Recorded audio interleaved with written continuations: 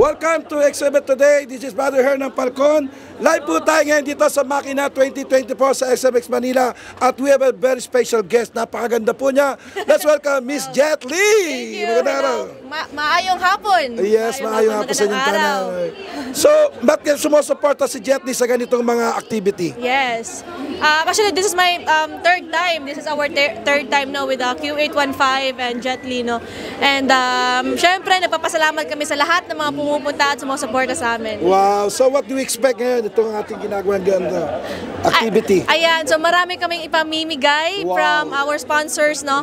And tomorrow, mag-ride kami papuntang Subic for the convention. And balik kami dito sa Sunday. So, sa Sunday, marami din po kaming ipamimigay. Okay. So, maraming excited na motorista ngayon na gusto kayo makita. Yeah.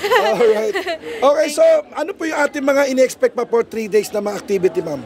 Ayun nga po, sa 3 days na activity, sa mga sponsors, marami sila pamimigay ng mga freebies, like sa mga oil, and ayun, I'm very happy to see familiar faces, no? Kasi, as I've said kanina, this is our third time here in Makina Moto Show. Maraming salamat. So, what is your message para sa ating mga motorista ngayon? Ayan, as we always said, no, I say na ride safe always, no, and kita-kit sa daan, and huwag kalimutan ng ating mga complete gear. Yes, complete gear. Quality gears, and ayun. Thank you.